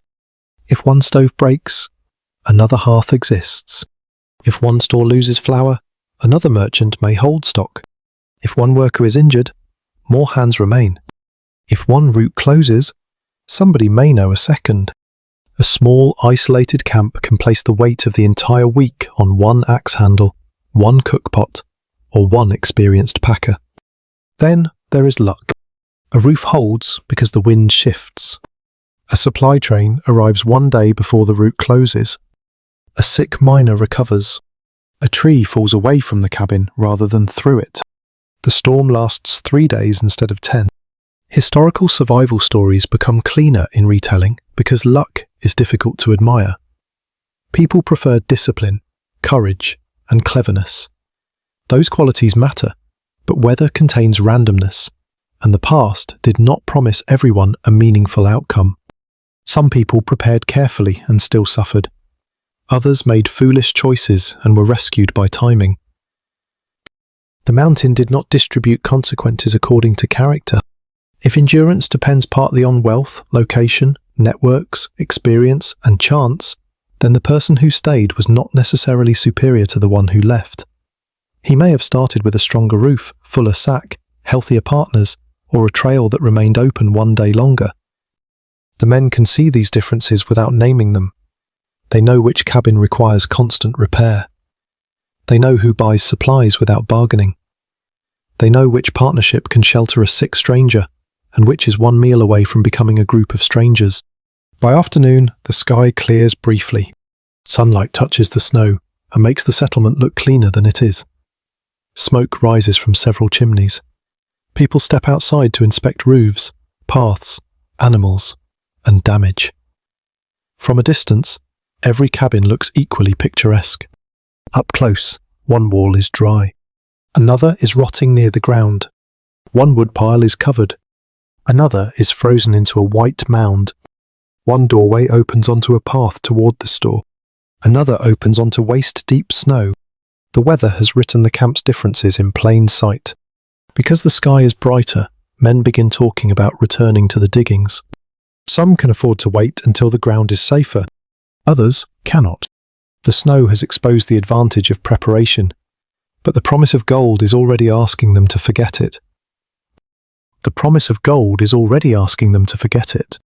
By midday, men are back near the diggings, clearing snow from tools and searching for workable ground. The weather has loosened its grip, but the settlement has not recovered. Roofs need repair, food remains limited. One miner is feverish, another can barely force a swollen foot into his boot. The mountain looks calmer than it is. Human cost often enters the record this way. A person continues one task too long because stopping feels even more dangerous. A wage worker returns before he is strong enough. He stands in cold runoff, lifts wet gravel, and tells himself that soreness is ordinary. By evening, his hands shake while he removes his boots. The next morning, he cannot stand without leaning against the wall. The camp has not lost him entirely. It has lost the work everyone expected him to provide. Someone else cuts his share of wood. Someone else carries water. His food still comes from the same stores, and the blanket around him cannot be used by another person. Care becomes more difficult as the days continue. This does not mean every weak or sick miner was abandoned. Surviving accounts show care, conflict, loyalty, and refusal, and the evidence is too uneven for one rule. People nursed partners, shared meals, carried injured companions, and sometimes remained when leaving would have been safer. Others guarded private supplies or moved on when another person became a burden they believed they could not support. Bad weather does not produce one kind of character. It makes each choice more expensive. In a smaller shelter near the edge of the settlement, 2 men begin packing. Their roof has failed twice. Their provisions will not last another week. One has heard that conditions are better lower down, although the information is already several days old. They do not leave because the journey is safe. They leave because remaining has become less safe. The decision means abandoning work, heavy tools, and perhaps a claim another miner will occupy. It also means admitting that months of effort have produced no protection against winter. One man wraps his pan in a blanket, looks at the bundle, and unwraps it. The blanket goes into his pack. The pan stays beside the wall. It is a small surrender, but it says enough. The object that brought him into the mountains has become dead weight. His immediate future depends on food, clothing, and whether his legs can carry him through the snow. The camp helps where it can. A little flour is added to their packs. Someone lends a stronger coat. A strip of leather repairs a strap. No one can spare much because generosity must also survive the week. They leave after sunrise. Their tracks remain visible for an hour before falling snow begins to soften them. Not every person who left a mountain camp vanished into tragedy. Many reached lower ground. Some returned when conditions improved. Others abandoned mining and found work in towns, stores, stables, kitchens, workshops or transport. Movement could save a life. It could also mean debt, exhaustion, separation, and the collapse of a plan a person had crossed an ocean or continent to pursue. Those who remained paid differently. The feverish miner near the stove survives one night, then another. His condition improves slowly, but his partner has spent days caring for him instead of working. Their savings fall. The store ledger grows. When both men return to the diggings, they are weaker and poorer than before the snow began. The weather has passed through their bodies and into their accounts. Recovery can become its own trap. A person needs food to regain strength, but needs strength to earn food. He needs dry shelter to recover, but stronger shelter costs money or work. He needs rest, but rest allows another person to take the opportunity he hoped to claim. There is no heroic pose for this circle. Racial discrimination and exclusion tightened it. Someone facing hostile taxes, violence, or removal from a claim had fewer reserves and fewer reasons to trust in formal authority. A worker separated from family or community networks might have no household willing to absorb weeks of illness. The archive preserves public conflict more clearly than quiet endurance. A tax appears. A court dispute appears. A merchant's debt appears. The nights of cold, hunger, worry, and private nursing often do not. History keeps the fine and loses the fever. Other people around the diggings carried hardship that rarely fits the central picture of the miner. Cooks, launders, servants, teamsters, shop workers, stable hands, and boarding house operators faced the same interrupted supply routes and weather. Their workload could increase because miners were wet, sick, hungry, or unable to care for themselves. A boarding house keeper might stretch food for unexpected guests. A laundry worker faced piles of damp clothing when drying space and fuel were scarce. A stable hand remained outdoors longer because an animal could not explain which hoof hurt. The settlement's weakest moment increased demand on people whose work was already easy to overlook.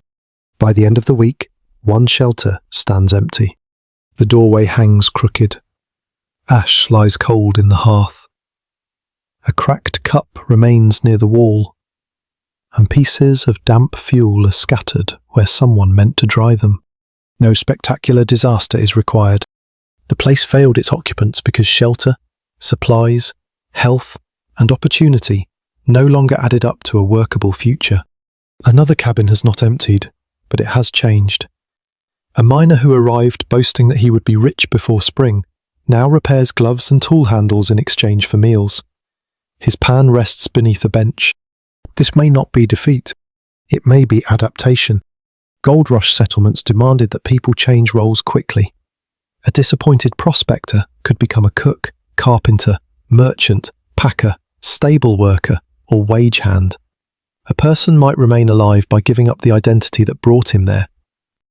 The emotional cost is easy to imagine and difficult to prove exactly.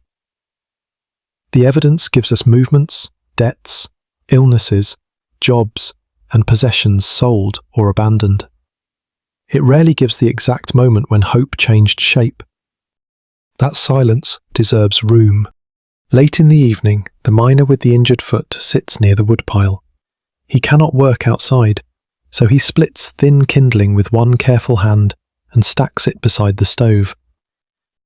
The task is modest. It also places him back inside the common work. He is no longer only using warmth, he is preparing tomorrow's flame. The cabin has found something his damaged body can do, and the adjustment protects both his dignity and everyone else's fuel. The mule bell near the door shifts when someone reaches for a coat. Its brief sound makes several heads turn before they remember the animal is already in the stable. They are still listening for rescue even after it has arrived. Once outside, light snow begins again. The abandoned shelter receives it silently. Flakes enter through the failed roof and settle over the cold hearth. Cracked cup.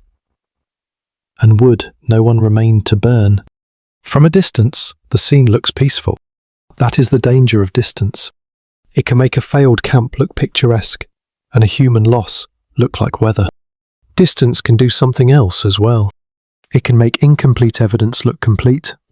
Years later, a reader opens a miner's letter. The paper carries a date, a place name, and a voice speaking from Downeyville, Georgetown, Nevada City, Placerville, Rough and Ready, or another camp represented in surviving collections. The writer mentions hard work, homesickness, poor luck, a crowded settlement, perhaps an illness or an expensive meal. Then the page ends. The reader does not know whether the writer folded the sheet before admitting how little food remained. A letter sent home might reassure a worried family. It might exaggerate success, reduce danger, or turn misery into a joke. People in the 19th century managed their image too. They simply did it without a profile picture.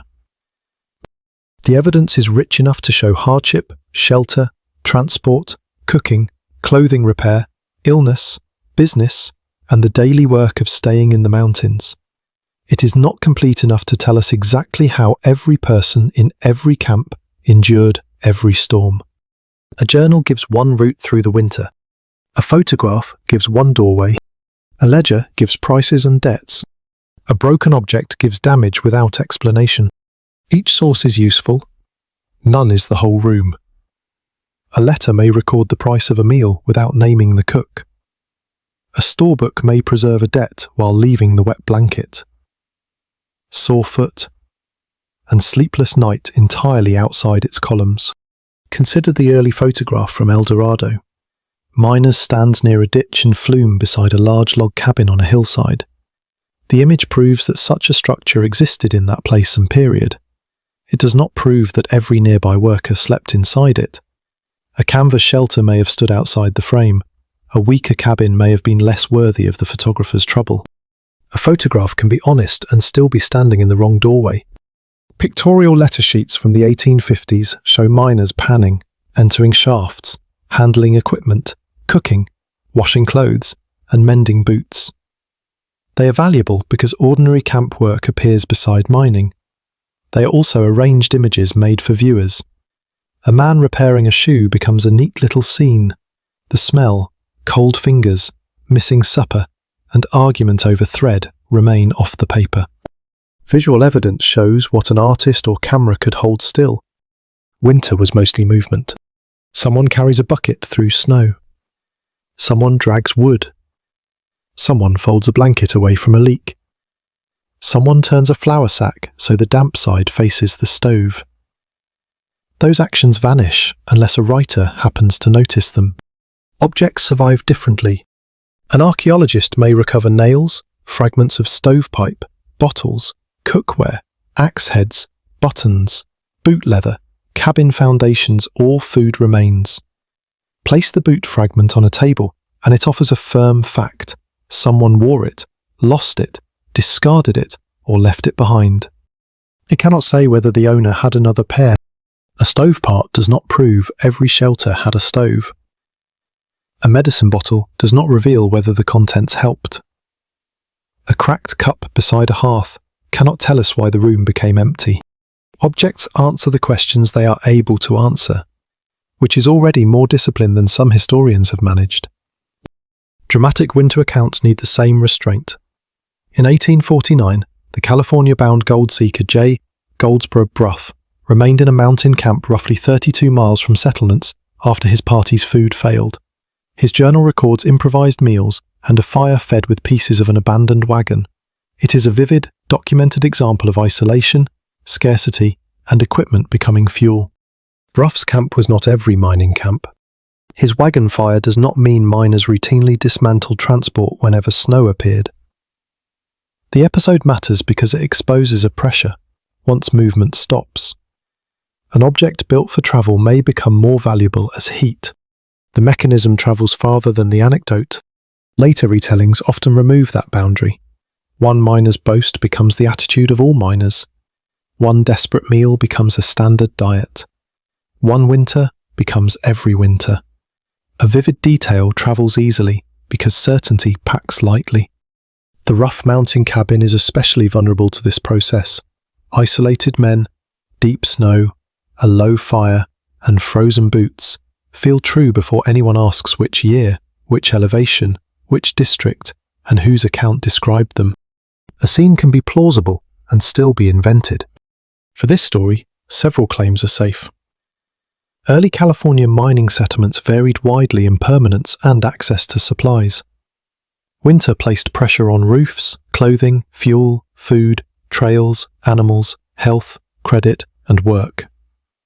Miners depended on merchants, packers, cooks, repairers, partners, and other workers. Other claims require boundaries. Not every miner followed one routine. Not every storm closed the camp. We cannot assign exact thoughts to people who left no testimony. We cannot treat Chinese, Mexican, Chilean, Black, Indigenous, European, and American workers as though law and society gave them identical choices. Even the word miner can hide too much. Some people held claims. Some worked for wages. Some prospected independently. Others cooked, packed goods, cut timber, repaired tools, sold food, or shifted among several jobs. A person could arrive intending to mine and spend the winter earning meals by hauling wood. The title opens the door through miners. The record reveals a settlement behind them. It also reveals silence around indigenous people and lands. Gold camps did not appear in empty country. Mining transformed waterways, food systems, routes, and communities already present, while violence, dispossession, and disease accompanied expansion. Miner letters are not neutral windows onto those experiences. Absence from a diary is not absence from history. Back inside our cabin, no one is arranging the room for future researchers. Broken scraps are burned. Containers are reused. Letters describe selected events. A merchant writes down a debt, not the temperature beside the bunk. A photograph records the strongest cabin and leaves the failed shelter outside the frame. Near the stove, the injured miner finishes a bundle of kindling. A visitor arriving later might see the neat stack and conclude the men were well prepared. He would not see the wet pile that came before it. He would not know who remained awake. He would not know which meal was thinned or which man left the mountain. Survival leaves objects, letters, descendants, businesses, and buildings. Failure often leaves a gap. The successful cabin produces more papers and more memories.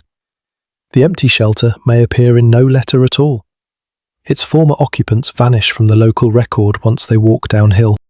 Outside, snow settles over both roofs equally. Inside history, only one of them may remain. Inside history, only one of them may remain. And the cabin that remains is rarely the wettest, coldest, or most confused version of itself. Years pass. A trail becomes a road. The rough store acquires fitted walls. A settlement that once measured the week in flour and firewood begins measuring progress in hotels, churches, newspapers, warehouses, and streets with names. A former miner tells the winter story from a room that no longer leaks. Memory warms the cabin. The snow becomes deeper. The fire becomes smaller. The storyteller becomes calmer, wiser, and noticeably better prepared than the man who actually stood there. Frontier memory, like frontier roofing, improved after the fact. A night spent coughing in smoke turns into a cheerful account of hardship. A week of rationing becomes a joke about beans. A decision made from fear becomes evidence of sound judgment. The person who left before spring disappears because successful towns prefer founders who stayed. This does not make every later recollection false. Memory can preserve details no account book records. Wet wool near the stove. Wind pushing canvas inward. The difficulty of pulling on frozen boots. or the silence after news that a route had closed. Memory also arranges those details into an ending. Actual winters rarely did. The Library of Congress collection contains an 1852 letter by Ogden Ellery Edwards, accompanied by an image of mining techniques and camp life. It also preserves typescript anecdotes about his California experiences from around 1900. The two moments sit decades apart, one man writing near the events, and a later version of the same life being shaped for memory. That distance is not a flaw. It is part of the evidence. The younger writer may leave out fear to reassure home. The older storyteller may add order because disorder is exhausting to remember. Neither version has to be dishonest for the shape to change. Survival stories prefer clean endings. Communities had reasons to polish their beginnings too. A growing settlement wanted newcomers, investment, businesses, and respectability. Stories of opportunity attracted people. Stories of impassable trails, discrimination, failed claims, sickness, debt, and abandoned roofs were less useful to a town trying to appear permanent. Promotion has always preferred sunshine, even when the product is a mountain winter. Newspapers celebrated discoveries and growth. Local histories honoured merchants, claim holders, officials, and men whose descendants preserved papers. Anniversary speeches turned confusion into a sequence of bold decisions. Photographs made after stronger buildings appeared could make the early years look more settled than they felt.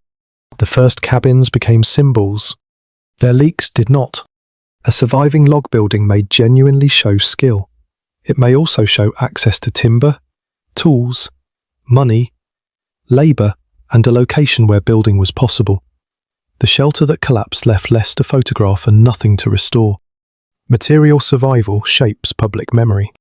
Objects preserved in families usually belong to people with property, descendants, and enough stability to keep them. A gold pan, scale, diary, pistol, nugget box, portrait, or claim document enters a collection. A patched sock, burned flour sack, broken shovel handle, or the board used to clear a roof does not. Yet those ordinary objects carried the winter. The heroic object survives because it tells the expected story. The necessary object disappears because no one thought it deserved a label. Imagine a visitor entering a small mining museum. A pan rests under glass. A pick leans against a wall. A scale sits beside a tiny bottle for gold dust. A photograph shows several men posed near a cabin. The labels are accurate. These things belonged to mining life. The winter arrangement is harder to display. Where is the raised bunk that kept a blanket from the dirt? Where is the covered stack of wood? Where is the kettle scraped thin by repeated meals? Where is the merchant's decision to extend one more week of credit? Where is the hour spent clearing a roof before it failed? A pan is easier to label than cooperation. The mythology of toughness grows in that empty case. Later audiences see men who crossed hard ground, worked with simple tools, endured bad weather, and built settlements. Those achievements were real. Distortion begins when toughness becomes a substance some people possessed and others lacked. The miner survived because he was tough. The camp survived because its residents were tough. The people who left were not tough enough. This is emotionally satisfying and historically weak. It removes the roof, pack animals, credit, food stores, law, local knowledge, illness, root conditions, and luck. Different starting positions become a moral test. The person with dry bedding appears virtuous. The person sleeping beside runoff appears inadequate. The mountain made no such judgment. The story did. This matters because the gold rush became part of a broader American image of the self-made individual. One person moving west, facing danger, refusing dependence, and producing fortune through will. The image contains part of the truth. People did take extraordinary risks. They improvised, endured, learned, and rebuilt. Some showed remarkable courage and generosity. No one kept a mountain cabin alive through will alone. Will did not mill flour. It did not carry a barrel over a pass, patch a mule's harness, nurse a fever, mend a boot, or dry a blanket. Determination helped people continue. Continuing still required a world of ordinary work. The more honest legacy is not that miners were secretly weak or that frontier toughness was invented. It is that toughness was often collective. One person cut wood while another slept. Someone cooked while others repaired the roof. A merchant accepted delayed payment. A packer turned back rather than lose the animals. A partner stopped mining to care for someone sick. A worker who could no longer swing an axe split kindling beside the stove. Each act preserved somebody else's strength. The legend selects one face. The winter needed many hands. Back at the cabins, the weather begins to change. Water drips from the roof edge during the warmest part of the afternoon. Snow slides from branches in soft collapses. Men listen because the sound may signal relief, but thaw produces its own trouble. Paths become heavy. Roof leaks return. The ground turns into snow, mud, ash, bark, and everything boots have carried through the season. Spring does not enter politely. It comes through the floor. Stores are moved again. Drainage channels are reopened. Damp wood is spread where sunlight can reach it. The cabin that survived begins to smell less like smoke and more like wet earth. Someone lifts the mule bell from beside the door. The animal will be needed on the trail soon. Goods can move again. People can leave, trade, and choose among more than one bad option. The settlement's world is expanding. Its first stories of winter are already becoming smaller. One man jokes that snow reached the roof. Another says he never doubted the packers would return. The cook says nothing, while scraping the last thick layer from the flour barrel. He knows how close the counting became. Years later, someone may remember the joke.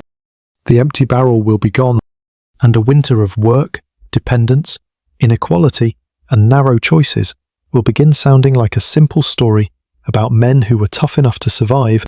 A winter of work, dependence, inequality, and narrow choices is already beginning to sound like a simple story about men who were tough enough to survive. Before the story hardens, the camp offers one last correction. Snow withdraws slowly. It sags from roofs, slips from branches, and collapses into dark channels beside the cabins. Paths reappear in pieces. Mud replaces ice. Tools lost beneath drifts are found several feet from where their owners had confidently placed them.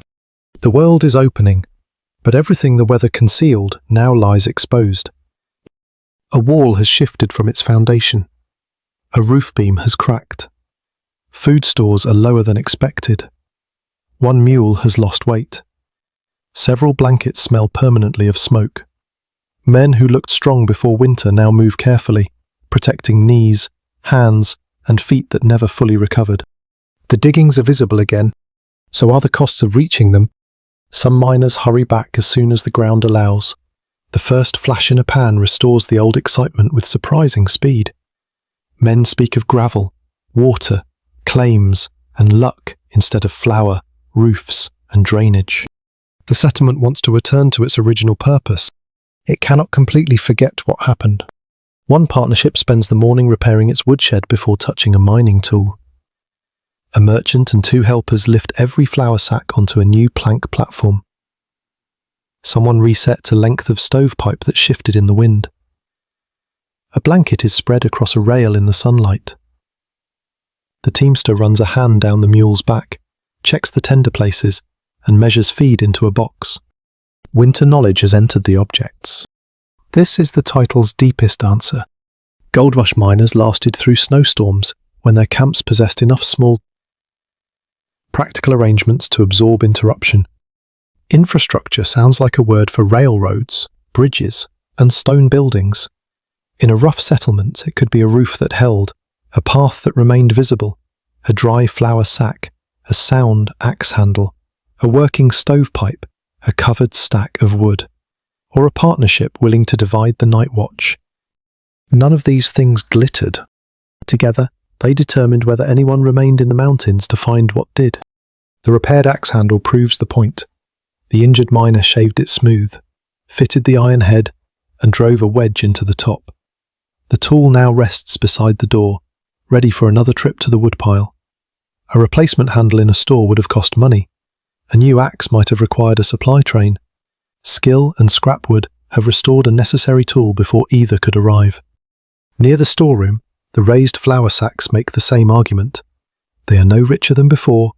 They are simply no longer touching the damp floor. A few inches of wood protect several days of meals.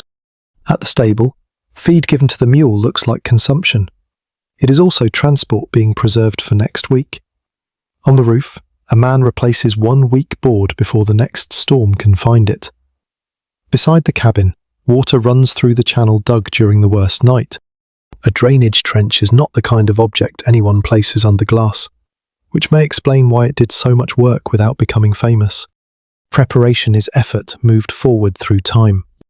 Wood gathered early contains later warmth. Flour bought before the trail closes contains later strength. A repaired roof contains later sleep. A trusted partnership contains later care. The person who prepares is building choices for someone who has not yet become cold. The ability to prepare is uneven. A man may understand that he needs more food and still lack money. He may know his shelter is unsafe and have nowhere else to go.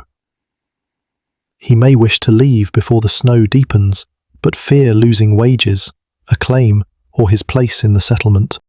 A lesson about planning becomes dishonest when it ignores the price of following it. The strongest camp was not always the one with the strongest individuals. It was the one with another option. Another sack, another route, another person able to perform the task, another day before the store emptied, another household willing to take in a sick man. That spare capacity turns crisis into hardship rather than collapse. Gold could purchase some of it, but only after gold became something usable. Dust in a pouch had to be weighed, trusted, exchanged, and matched with goods that actually existed. A person could possess value and still lack access. That is one of the winter's quieter contradictions. The mountains were full of people searching for wealth while life depended on dull materials that had already completed their journey. Boards, flour, leather, blankets, iron, salt, rope, animal feed, and wood.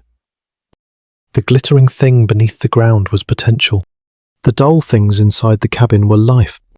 This does not diminish the dream that brought people west.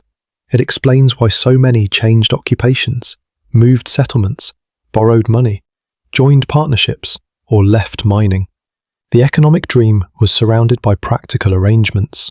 When those arrangements failed, determination could not replace them.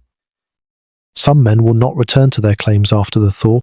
One accepts work repairing buildings, another joins a supply crew, a third plans to descend where food and weather are less uncertain. The miner who split kindling with an injured hand has discovered that he is careful with repairs. Someone offers to pay him to mend tool handles and cabinet hinges. He did not find the future he expected. He found one the settlement could support. Others remain committed to mining. They clear sluices, move debris, and argue over boundaries altered by runoff. Claims, debt, prejudice, and competition return with the path. Shared hardship has not made the camp fair. The merchant still controls goods. Better funded partnerships keep more options. A worker cared for during illness may still be underpaid. Racial exclusion does not vanish because several people shared a stove. The storm revealed dependence. It did not guarantee justice. Still, no one who lived through it can fully believe the place is merely a collection of solitary fortune seekers. They have watched food, care, animals, credit, knowledge, and work move between doors. They have seen one sick body change the work of a cabin. They have heard a mule bell beyond the trees and understood that the outside world was returning. The men can deny dependence in conversation. Their repaired walls tell the truth. Late in the afternoon, sunlight reaches the woodpile. The miner who once left it exposed removes the cover and examines what remains. Some pieces are dry, others have darkened with moisture. He raises the lower row from the ground, moves the best fuel beneath the roof, and pulls the covering tight again. No one reminds him. The lesson lives in his hands now. Nearby, water moves through the trench, carrying mud, ash, and fragments of bark away from the wall. The miner stands over ground where gold might still be hiding, but before he walks toward the diggings, he turns and checks that the water is leaving the floor where they will sleep. The water is leaving the floor where they will sleep. That evening, the camp sounds different. There is still the knock of tools, the scrape of boots, and the occasional argument carried between cabins. Beneath those noises runs water. It moves through the trench, under thinning snow, around the wall that leaked on the first night, and down toward the stream. The sound is small. No one came to California to hear drainage working properly. The men inside notice that the boards near the bedding are dry. One spreads his blanket without touching the floor first. Another places his boots beside the stove, not because they are soaked, but because routine has survived the emergency that created it. The feverish miner is sitting upright now. His face is thinner, and he tires easily, but he can hold a bowl without both hands. The cook gives him a little more than yesterday. No one mentions it. The flour barrel is nearly empty, though more supplies are expected if the lower route continues to open. The remaining bacon has become something used mostly for flavour. Coffee is still present, which proves that civilization, however fragile, has standards. The men eat slowly. Conversation returns to claims, water flow, gravel, and places where the thaw may expose new ground. Someone believes runoff has shifted a promising deposit. Someone else believes that same man finds promise in every patch of mud he can reach. The old excitement is back. It has changed. Before the snow, gold seemed like the substance that gave meaning to everything around it. Cabins, trails, merchants, animals, meals, and work all existed to support the search. The camp pointed downward, toward whatever might be hiding beneath rock and riverbed. During the storm, value moved toward the roof. It gathered beside the stove. It sat in the flour barrel, hung from a nail in the form of dry socks, and rested beneath blankets near the fire. It travelled up the trail on the back of a mule and entered the cabin in the hands of an exhausted packer. The gold never stopped being valuable. For a while, it stopped being useful. That difference will not appear clearly in every letter or later account. A miner may describe the snow, the cold, and the relief of returning to work. He may mention a difficult week, then move quickly to the next discovery. He may not describe the hours spent drying kindling, the debt entered in a ledger, or the person who stayed awake so others could sleep. Those details feel small after danger passes. Inside the storm, they were the whole world. The miner with the injured foot walks outside before dark. He still moves carefully along the cleared path. At the abandoned shelter near the edge of camp, part of the roof has fallen inward. The cracked cup remains near the wall, half buried in damp ash. He looks through the doorway, but does not enter. There is no hidden gold, no final message. Only the remains of a place that stopped functioning before the weather did. A loose board shifts in the evening wind. He returns to the stronger cabin carrying 2 pieces of wood found beneath the collapsed roof. They are dry enough to burn. He knocks snow from them, tucks them beneath one arm, and carries them home. No one asks whether they belong to the abandoned shelter. Dry wood has already answered that question.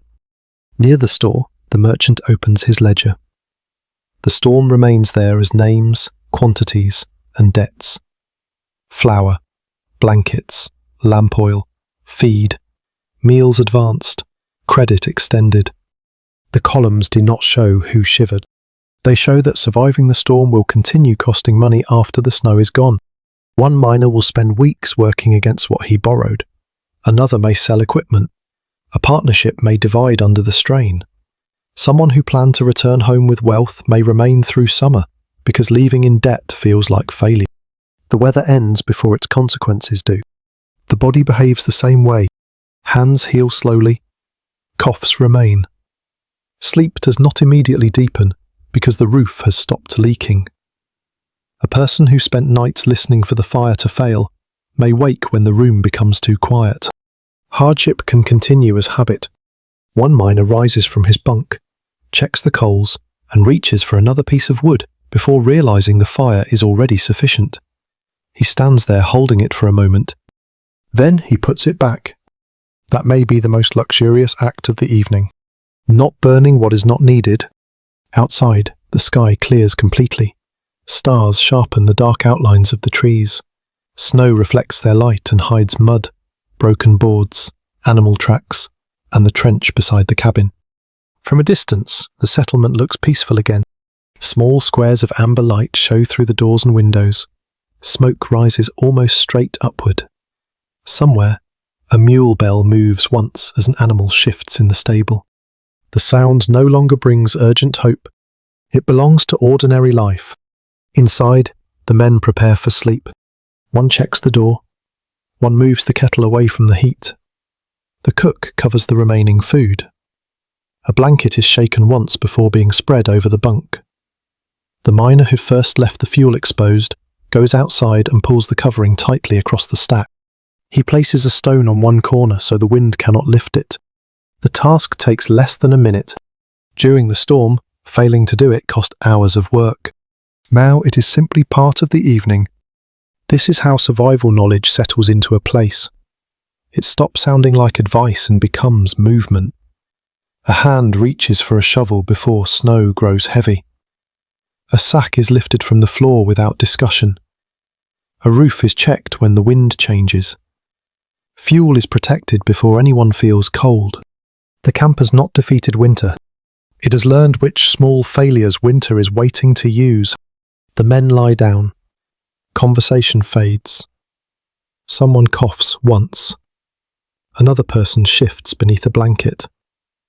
The stove ticks as the iron cools. No one speaks. The room is warm enough. The blankets are dry enough. And morning no longer feels impossibly far away. Under the ground, beyond the cabin, gold remains where it was throughout the storm, silent, cold, and unreachable beneath frozen gravel. Beside the wall, the covered woodpile waits for morning. One object represents the fortune that brought the miners into the mountains. The other represents the reason they are still there, and in the darkness between them, the camp finally sleeps.